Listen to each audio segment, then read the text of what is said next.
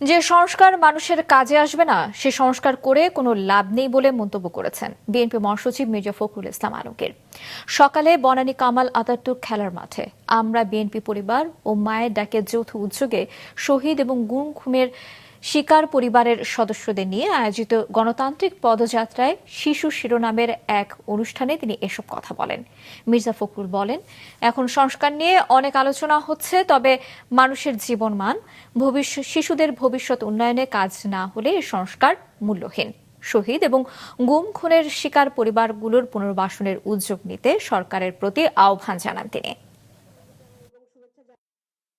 আমরা সংস্কার চাচ্ছি, সেই সংস্কার, সেই কাঠামো যদি আমার মানুষের সার্বিক উন্নয়নে না আসে, আমাদের এই শিশুদের ভবিষ্যৎকে নির্মাণ করতে সাহায্য না করে, তাদেরকে একটা নিরাপদ সিকিউর জীবন দিতে না পারে, তাহলে সেই সংস্কার কোনো কাজে আসবে বলে আমি মনে করি না।